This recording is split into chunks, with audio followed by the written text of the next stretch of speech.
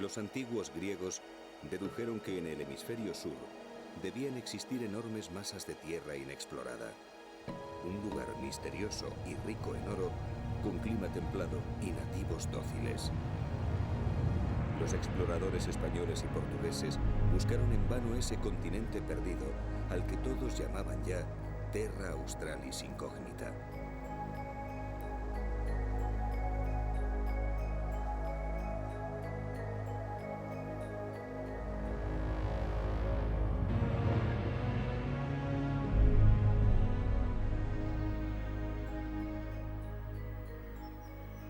Cuando los primeros colonos blancos arribaron aquí, encontraron un mundo diferente, cuajado de selvas imposibles y criaturas extrañas.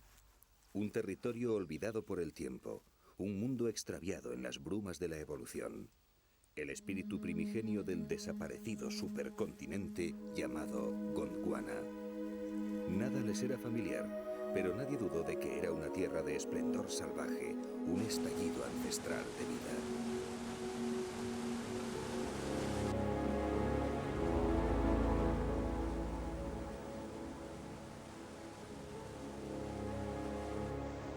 Esta es la historia de un lugar atrapado en su propia cápsula del tiempo, que se vio invadido de pronto por seres ajenos. El testimonio de las últimas criaturas de una creación independiente, el legado de un linaje de perdedores en el extraño juego de la evolución.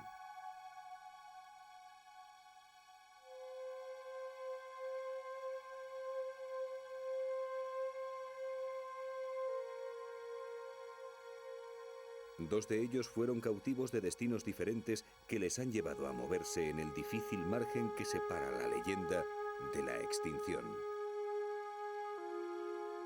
Vamos a una isla en la que nadie está a salvo.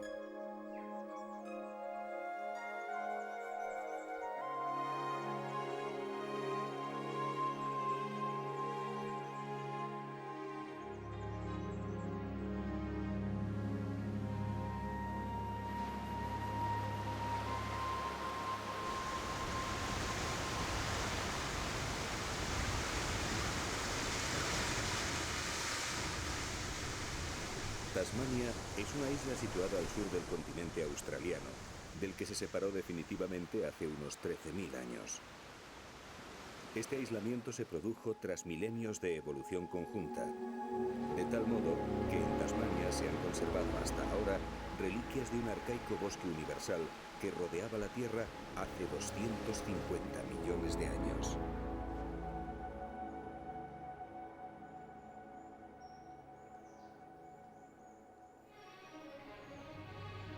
Entonces, toda la Tierra emergida del hemisferio sur formaba un gran bloque compacto, el supercontinente llamado Gondwana.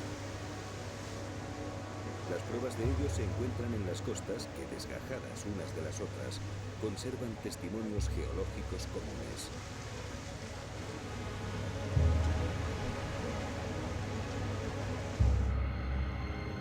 Gondwana incluía las actuales tierras de Australia, Antártida, África, Suramérica y la India. La división del supercontinente trajo grandes cambios. Fuerzas titánicas crearon nuevos mares, desplazando continentes y enfriando el clima. Australia, junto con Tasmania, emigraron al este de la Antártida. Los costurones de la gran rotura cicatrizaron en fósiles de criaturas que vivieron en aquella época y que pueden encontrarse ahora en todas las piezas del colosal rompecabezas. A pesar de las enormes distancias actuales, los bordes delatan que estas costas y las de Sudamérica son cortes de la misma tarta.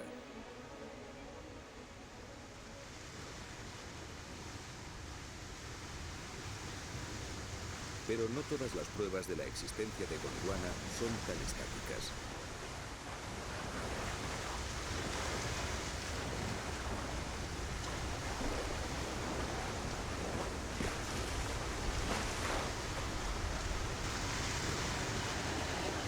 Los llamados leones y osos marinos forman la familia de los otarios, que a menudo son confundidos con las focas. Aquí en Tasmania derraman sus colonias en la costa rocosa, justo en los bordes de la rotura de Gondwana. Los harenes de hembras son protegidos por sementales de gran tamaño, siempre pendientes de los invasores.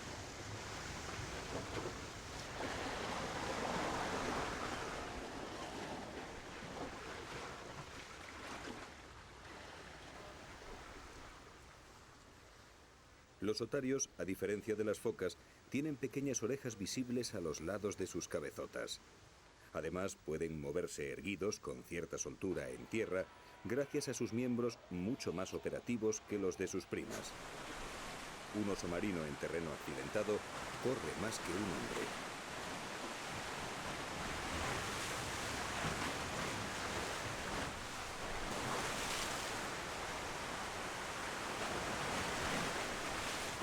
Cuando no están ocupados tomando el sol o peleando, los otarios nadan y lo hacen muy bien.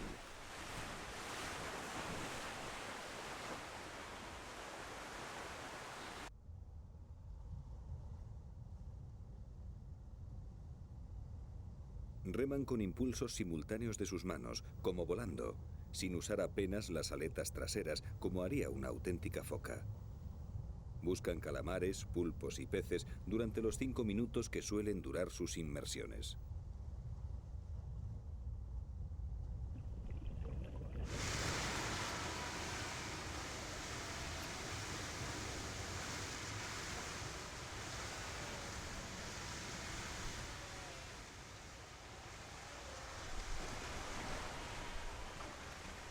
Lo interesante de estos otarios australianos es que los encontramos también mucho más lejos, a 5.000 kilómetros de aquí, atravesando el continente antártico, en las costas heladas de Tierra de Fuego, en América del Sur.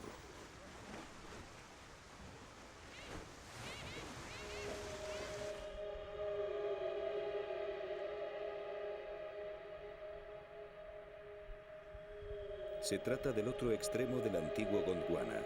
Sin embargo, la escena no puede ser más parecida. Estos lobos marinos, llamados de 1 y 2 pelos, son casi idénticos física y socialmente a sus hermanos de Tasmania.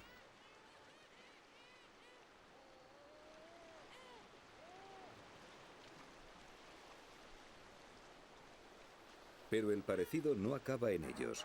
Tras el inicio de la rotura del supercontinente, Australia, Suramérica y la Antártida permanecieron unidas durante más tiempo, compartiendo también los antiguos bosques de hoja de Gondwana.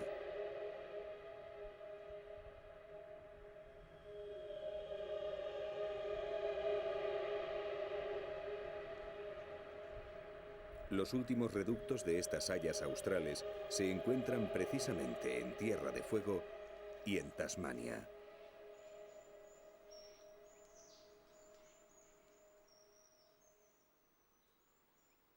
Estos bosques de Nothofagus son el legado del corazón muerto de Gondwana, la herencia vegetal de un paisaje primigenio.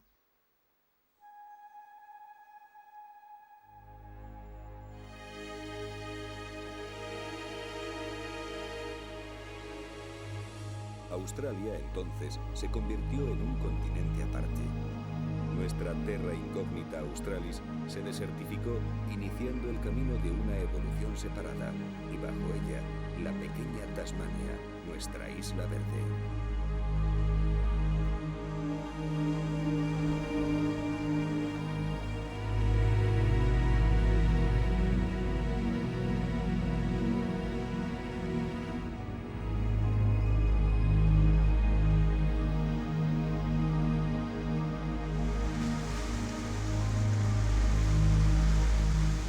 Tasmania es una isla cubierta de espesos bosques de selva lluviosa, en cuyos perfiles abruptos se esconden criaturas que, en la mayoría de los casos, ya no existen en ningún otro lugar del planeta.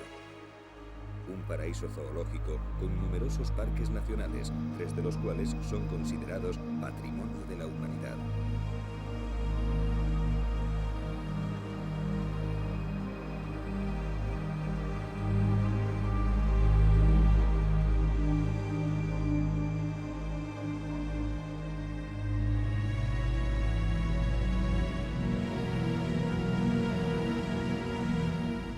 primeros colonos que llegaron a estas tierras quedaron impresionados por el extraño aspecto de todos los animales. Incluso los cisnes eran negros en vez de los blancos que estaban acostumbrados a cazar en Europa.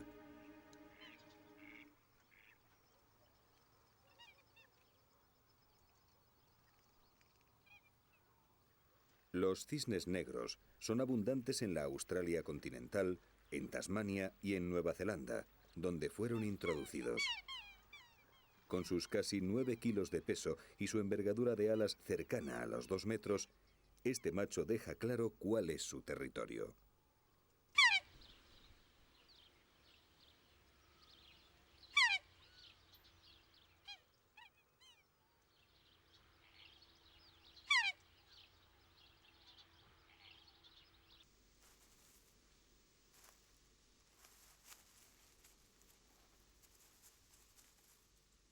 Por todas partes, criaturas chocantes, como este ganso del Cabo Barren, les hacían saber que estaban en un lugar diferente.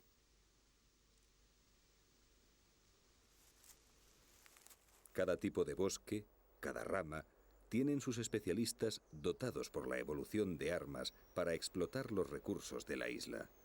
El aislamiento ha hecho progresar diseños exclusivos adaptados a todos los nichos ecológicos.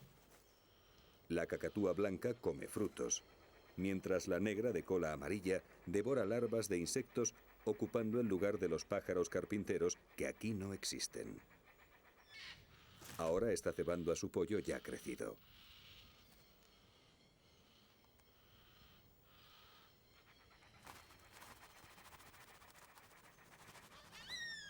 Salvo por los vivos colores, algunos pájaros nos suenan mucho.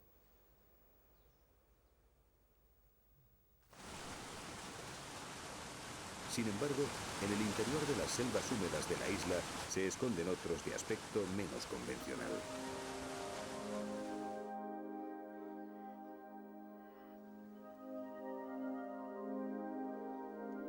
El chotacabras gigante o boca de rana permanece durante el día imitando a una rama tronchada, discreto si lo comparamos con los encendidos loritos rosella.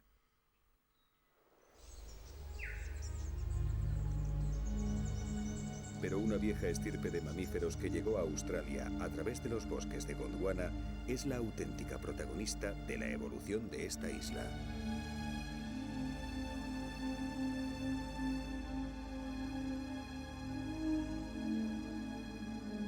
Libres de los depredadores de ahí fuera, los marsupiales, como estos canguros grises, pudieron diversificarse en Australia. Sus parientes, que se quedaron en América, fueron devorados casi todos por los potentes enemigos que les invadieron desde el norte.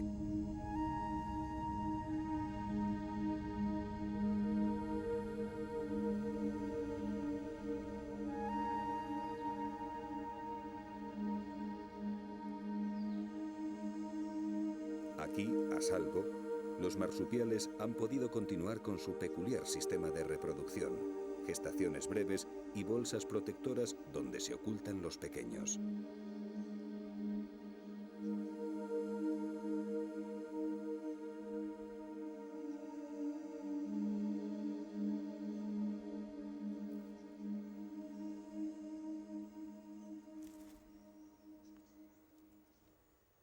Madres con balcón, cuyos hijos no se quieren ir de casa.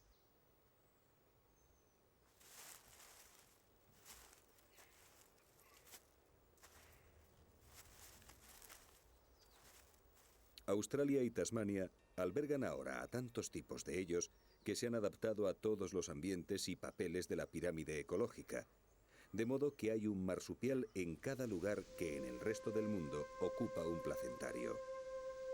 Es la prueba de que necesidades y condiciones similares esculpen cuerpos parecidos morfológicamente. La convergencia evolutiva. Según ella, los canguros serían el equivalente a los ciervos del hemisferio norte.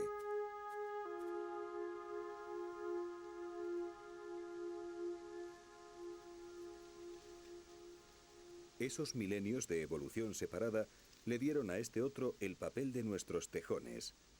Es el wombat.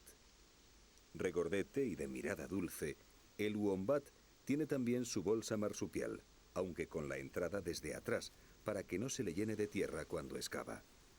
Los primeros informes sobre ellos los trajeron unos náufragos que los estuvieron comiendo y que los definieron como una especie de cerdos salvajes.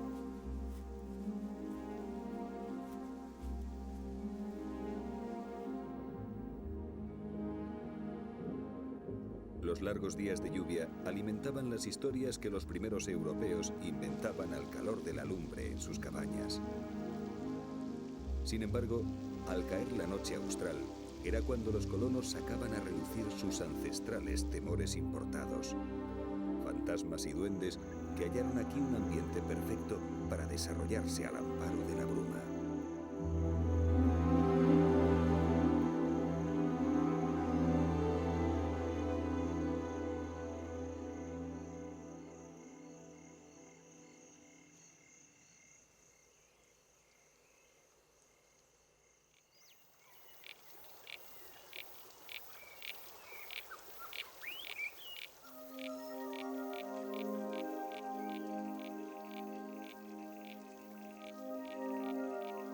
La oscuridad marsupial se llena de sombras que juegan al escondite de la muerte aunque no quieran.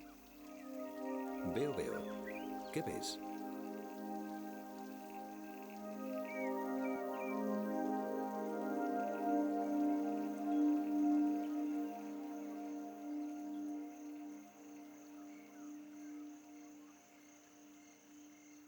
Un póssum de cola anillada, un vegetariano que trata de pasar desapercibido.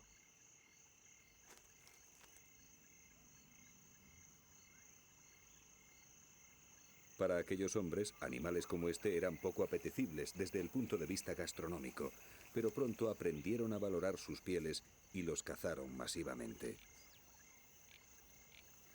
A pesar de ello, estos viejos elfos de Gondwana han podido sobrevivir casi todos ocultando su tamaño limitado bajo costumbres nocturnas. Se trata de encontrar frutos o flores entre las mismas ramas cuyas sombras le preocupan.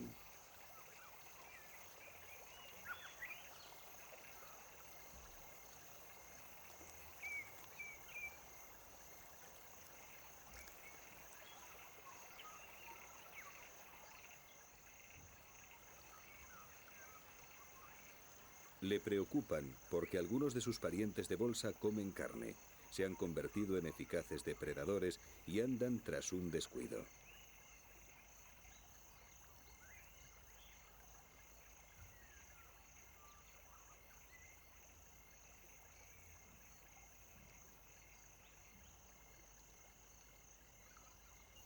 Debe saber escuchar. Su defensa es permanecer muy quieto.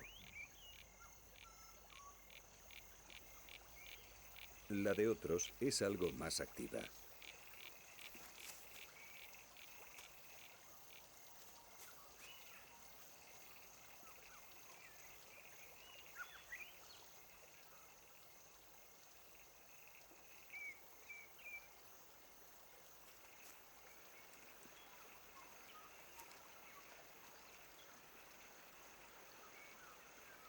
El pequeño betón de Tasmania, saltador y primo forestal de los grandes canguros, ha dejado de buscar hongos e insectos porque no se encuentra a gusto con nuestro juego. Veo. ¿Qué ves?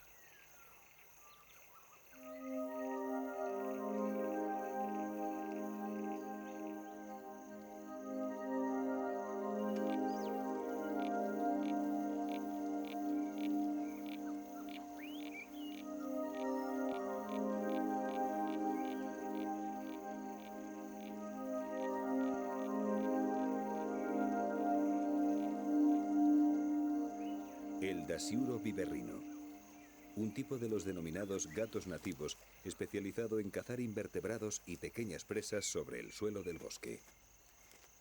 Se ha adaptado bien a los pastizales del hombre, ganándose además la simpatía de este por devorar grandes cantidades de insectos. No es enemigo para el betón ni para el possum, siendo estos adultos, pero no dudará en atacar a un pequeño bandicoot si lo encuentra.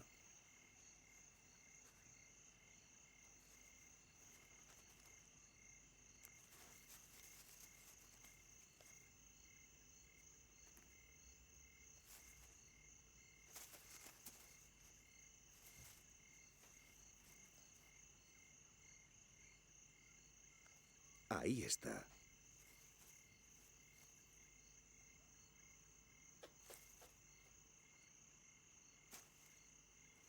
La familia de los bandicoots se lo come todo. Son marsupiales que conservan patas reducidas de herbívoro y dentición de tipo carnívoro. Su cuerpo, por tanto, es una suerte de consenso evolutivo muy peculiar.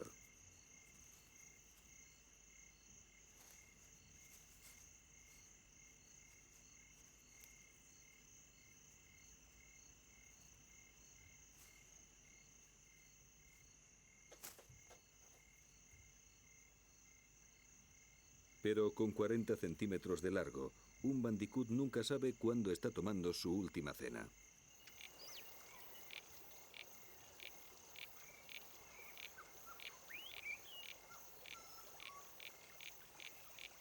El dasyuro gigante está debatida, de modo que es mejor poner Tasmania por medio.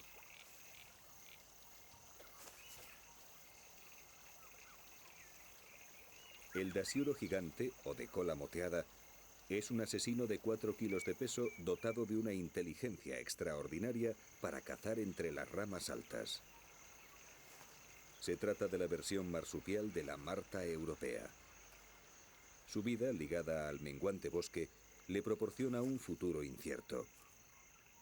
Además, los gatos domésticos y los zorros introducidos les quitan cuota de mercado.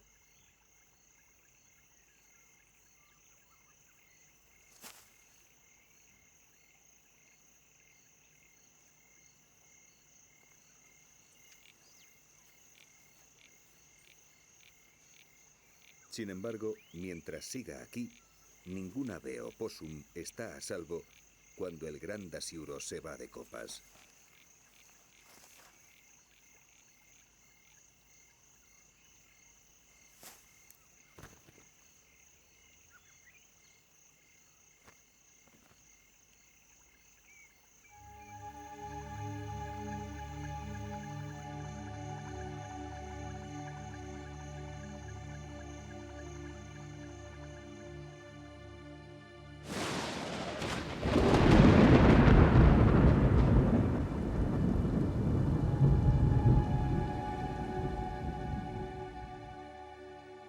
Tras las peores noches de Tasmania, los primeros blancos que recorrieron la isla forjaron una leyenda alentados por los horribles gemidos que oían más allá de la niebla.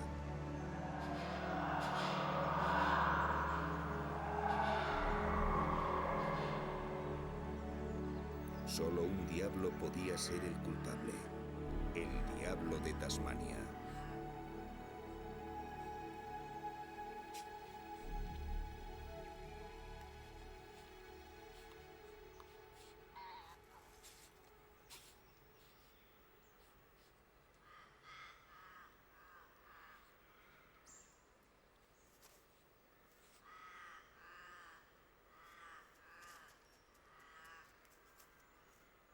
Se trata del carnívoro marsupial más grande de Australia, pero no merece su mala reputación.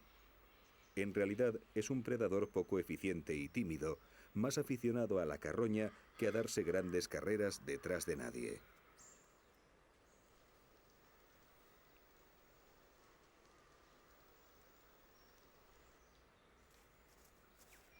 Lo único realmente diabólico en él es su olor, un tufo pestilente que sin duda contribuyó al nombre que le dieron.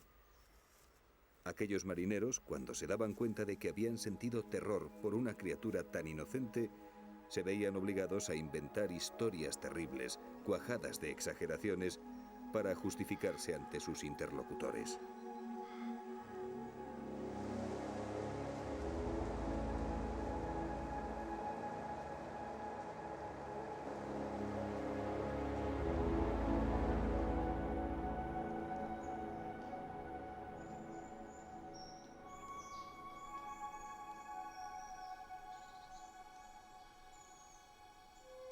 De boca en boca, el diablo iba ganando tamaño, colmillos y fiereza, de tal modo que los mataban, al ver su tamaño real, creían estar ante las crías cuya horripilante madre se ocultaba en la selva. El pequeño gruñón, tan distinto en la realidad, pagó con creces las bravatas de sus descubridores anglosajones y se escondió en lo más profundo de los bosques. Aquí es donde hay que buscar hoy si se quiere tener un encuentro con uno de ellos.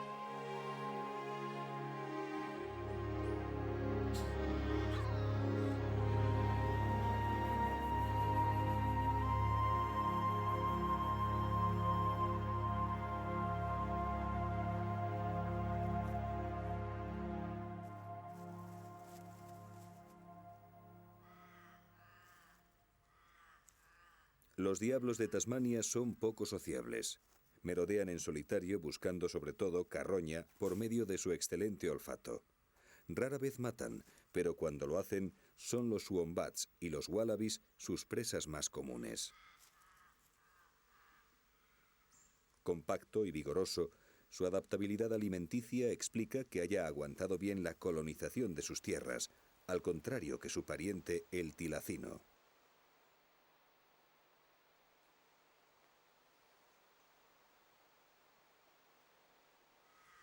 Además, trepan, nadan y bucean con habilidad a pesar de su aspecto poco atlético. Sin embargo, sus poblaciones sufren colapsos repentinos de vez en cuando, de los que tardan mucho en recuperarse. La causa de este fenómeno se desconoce, pero parece ser frecuente también en otras especies de marsupiales.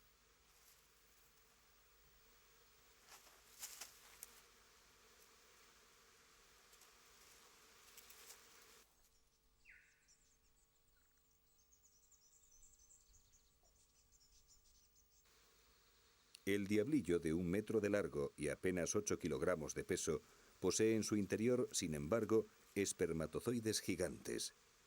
Su desarrollo hasta llegar a adulto es un camino muy difícil. Casi todos mueren en los primeros momentos de sus vidas.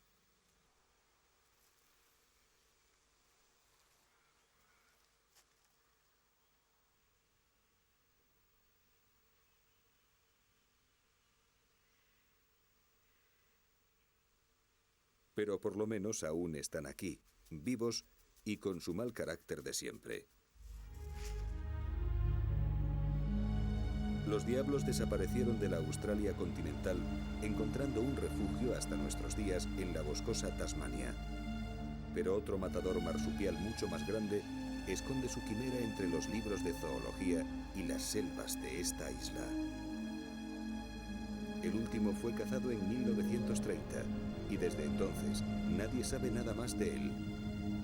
52 años después, en 1982, un guarda del Servicio de Parques de Tasmania aseguró haber visto uno desde su coche en un lugar que se ha mantenido en secreto. Decenas de expediciones han cruzado en su busca estas cascadas sin éxito. E incluso existe una reserva de 650.000 hectáreas destinada a su protección en el caso de que alguno sobreviviera.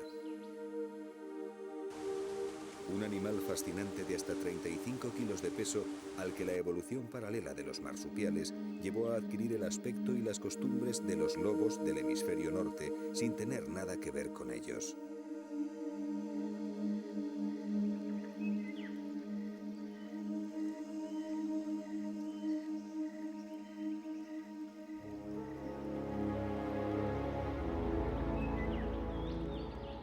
Tras las grandes hojas está la respuesta. Huellas dudosas, excrementos poco claros, avistamientos sin crédito científico. ¿Existe aún la gran fiera marsupial?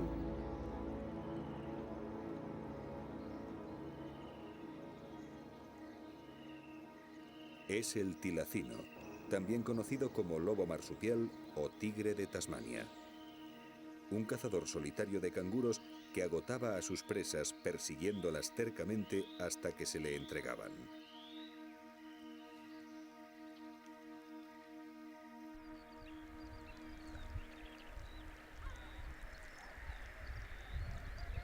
El tilacino fue perseguido y masacrado por el hombre europeo porque le recordaba al lobo con el que casi acabó también en su propio continente. Como siempre, la obstinación asesina del blanco dirigió su escopeta hacia ese cánido, o lo que fuera. Todo empezó cuando en 1803 se produjo la primera gran migración de colonos para instalarse en estas tierras. Para la mayoría de ellos, Australia era un mundo de segunda clase al que tenían derecho a explotar sin remordimientos para enriquecerse lo más posible y volver a casa.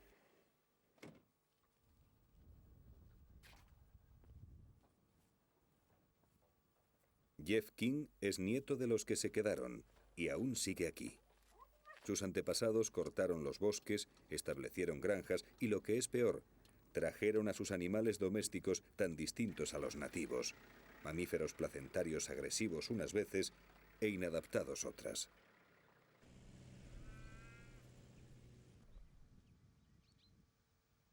Los marsupiales australianos, que habían evolucionado aislados durante más de 50 millones de años, se vieron agobiados por vacas, ovejas, cerdos, caballos, cabras y perros.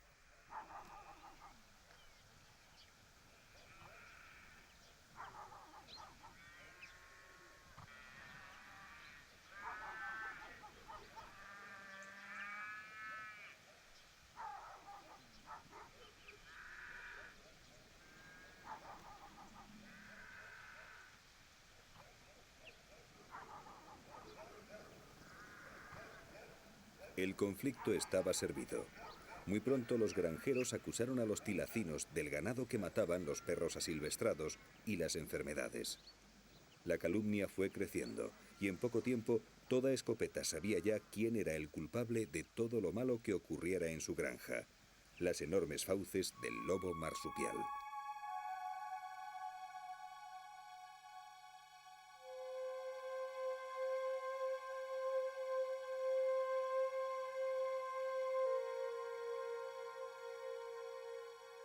Comenzó la guerra. Los cazadores mataban tilacinos y se fotografiaban con sus cadáveres mientras abrazaban a los auténticos causantes. Nadie parecía darse cuenta de que estaba desapareciendo una especie singular que ni siquiera estaba descrita por la ciencia.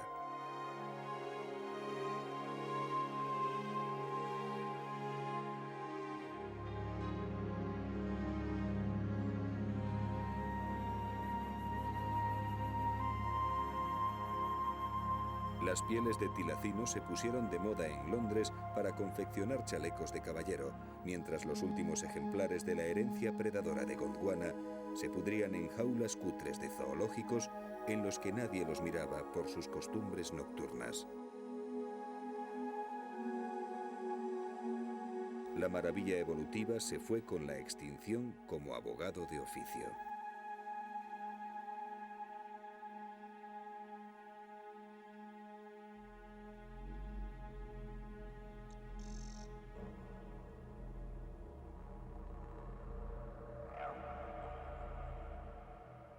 Sin embargo, la llegada del hombre blanco no fue la única causa del ocaso de los tilacinos. 50.000 años antes habían llegado los antecesores de los aborígenes australianos desde Asia. Fueron bajando hacia el sur a lo largo de muchas generaciones. Sus pinturas nos hablan de un profundo sentido de afinidad con las criaturas de su tierra, de una reflexión acerca de su lugar entre ellas. Los aborígenes cazaron siempre a los tilacinos, entre otros muchos animales, pero alcanzando un equilibrio con ellos sin exterminarlos.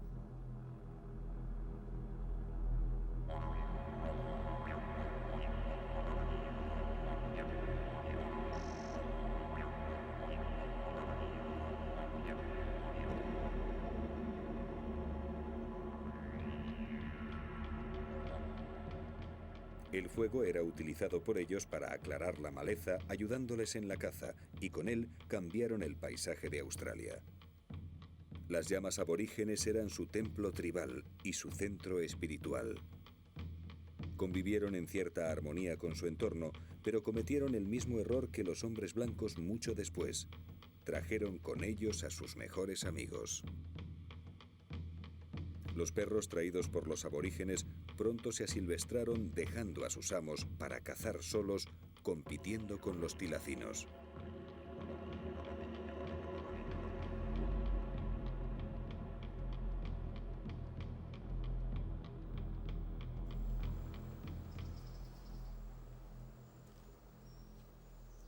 Con todo, el desastre total para nuestro lobo marsupial sobrevino hace unos 3000 años con la aparición de su peor enemigo, el dingo.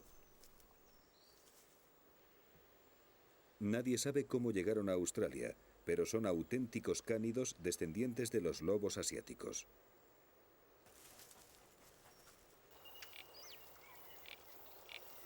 Su poder es la familia, porque cazan en grupos organizados y paren grandes camadas de cachorros.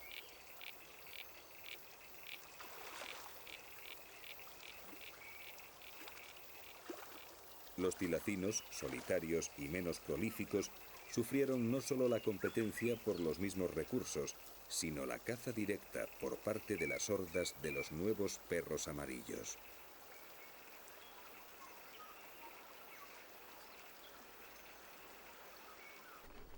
Desde entonces, los dingos son los mayores carnívoros terrestres de Australia, atacando desde a los grandes canguros hasta los tercos wombats, pasando por lagartos y pequeñas presas.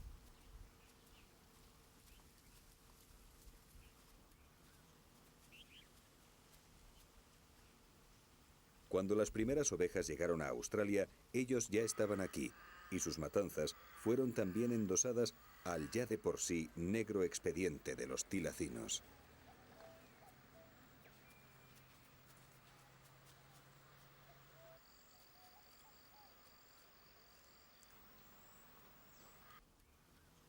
Hoy, los dingos siguen siendo un problema, hasta tal punto que se ha construido la mayor valla del mundo para separarlos de las ovejas, una alambrada de 5000 kilómetros de largo.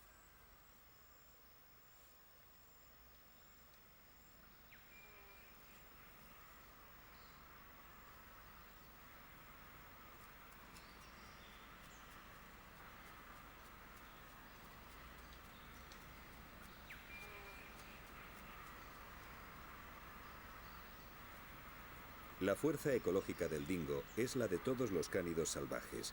Es capaz de adaptarse a casi todo. Las manadas grandes pueden disolverse si es necesario, convirtiéndose entonces en merodeadores solitarios como este. Ninguna proteína es desperdiciada y cuando un dingo encuentra un cadáver, simplemente se lo come como un carroñero más. En una tierra llena de escopeteros, como lo era la Australia de los primeros colonos blancos, este era un recurso abundante.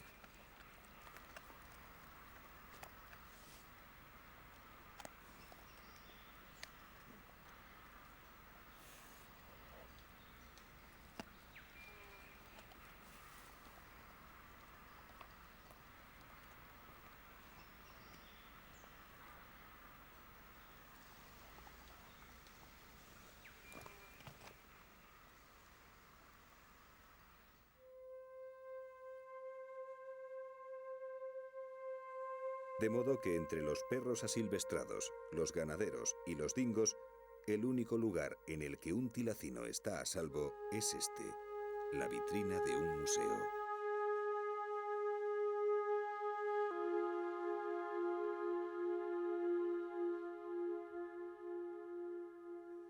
Al menos nos quedan estas viejas imágenes de los últimos ejemplares cautivos de esta joya zoológica. Cuando este espécimen que vemos murió en 1936, el gobierno de Tasmania declaró protegida la especie, pero era el último. El tilacino fue protegido y extinguido el mismo día. Desde entonces, zoólogos de medio mundo tratan de encontrar alguno vivo en las recónditas selvas orientales de Tasmania. Marcas de sus enormes y peculiares fauces han querido ser vistas en cráneos de ovejas muertas, pero lo cierto es que la leyenda continúa.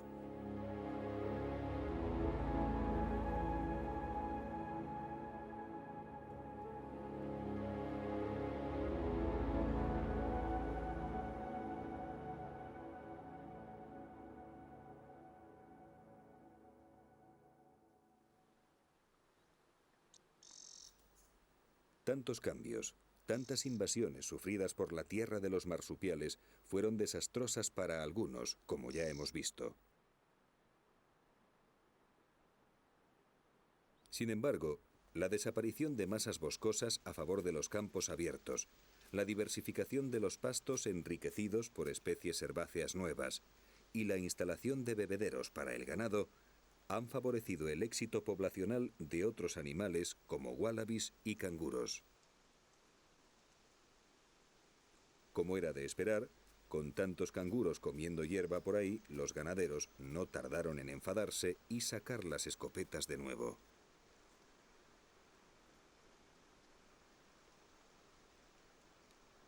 Fuera de las reservas, la mayoría de los canguros viven en tierras privadas, donde a pesar de la protección legal, es muy difícil evitar el furtivismo.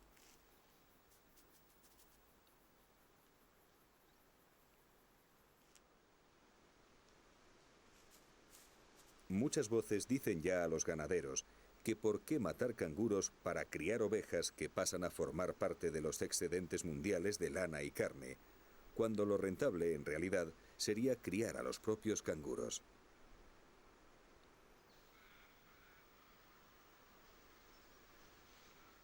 Pueden parecernos adorables, y de hecho lo son, pero para un ganadero son ratas gigantes.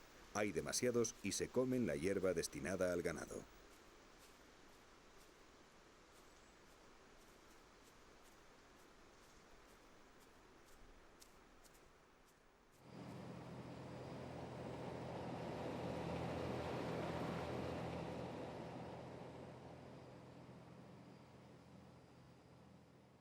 Además, la escopeta no es el único modo de matarlos.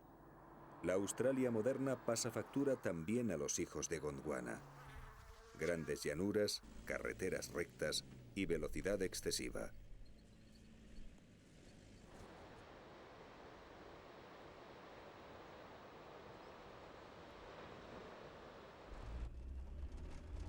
Con la noche por aliada, los faros deslumbrantes hacen el resto. Y el resultado salta a la vista. Más cuerpos muertos para que se alimenten los carroñeros.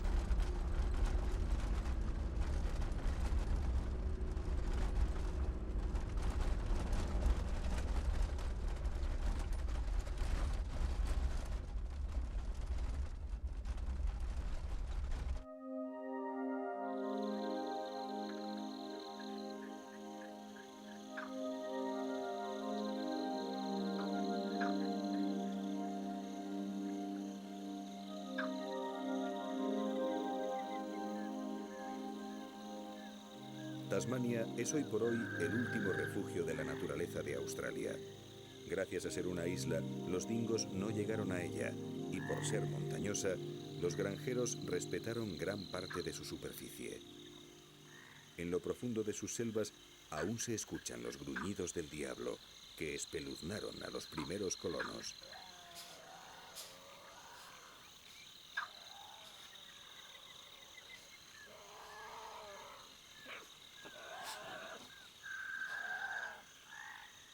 Los diablos de Tasmania, junto con un buen número de refugiados animales, sobreviven en estas espesuras lluviosas al amparo de las noches de la isla.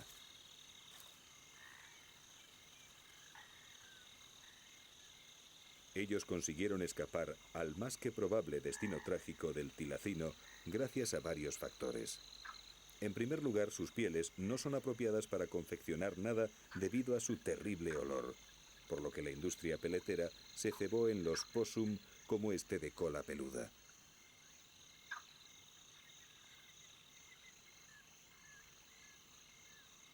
Su carne, por supuesto, fue descartada al primer intento por idénticas razones, aunque se les servía a los convictos. Pero es que además son grandes consumidores de aquello que el hombre blanco más produce cuando coloniza: cadáveres. Primero tilacinos, luego dingos, ahora canguros y wallabies. Una interminable carta de platos que la historia reciente de Australia incluyó en sus menús, ayudándoles a no seguir al exquisito tigre de Tasmania en su camino a la extinción. Su olfato hiperdesarrollado ha traído hasta aquí a este macho.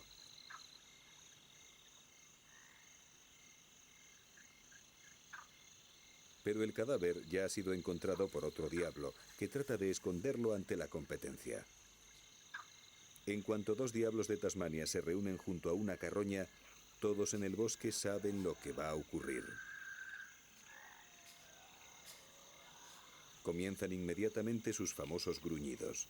En poco tiempo acudirán otros diablos desde kilómetros de distancia, atraídos por tanto alboroto, y se unirán a la fiesta.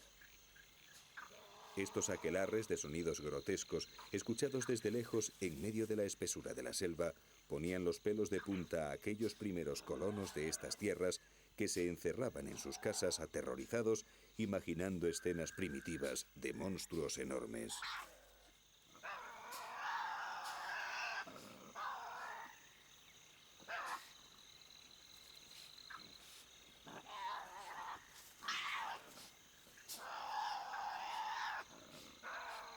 El efecto disuasorio de estos gruñidos protegió a animales de corpulencia limitada, como los diablos, del ataque de otros depredadores mayores, como los tilacinos. Sin duda, esta tierra es para los estómagos agradecidos como los suyos. Con sus cerca de 12 kilogramos, un macho adulto es capaz de comer hasta un cuarto de su peso corporal en una sentada. Devoran hasta los huesos, gracias a unas mandíbulas poderosísimas, capaces incluso de tronchar el cráneo de una oveja. Frente a la comida, nadie dijo nunca de ellos que tuvieran buen carácter.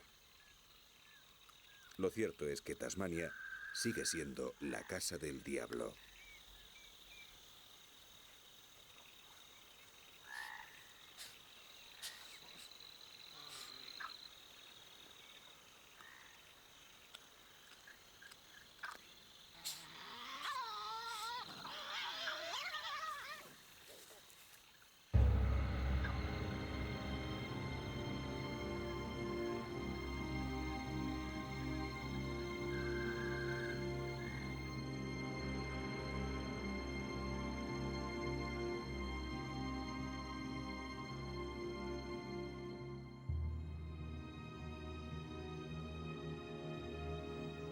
Hoy, entrado el siglo XXI, varios biólogos siguen buscando al tilacino en las selvas de esta isla misteriosa. Cada año, alguien dice haber visto uno fugazmente, sin que hasta ahora pueda asegurarse que esos testimonios son fidedignos.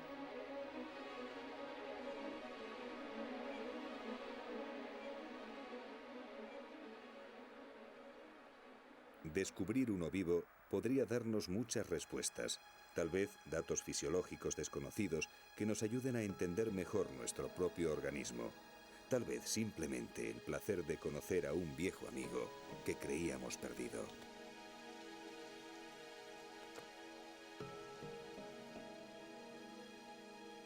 Algunas de esas extrañas apariciones de animales sin identificar, que podrían ser tilacinos, han sido filmadas y enviadas a los especialistas, que las escrutan una y otra vez, tratando de adivinar algún rasgo inequívoco de la anatomía del marsupial.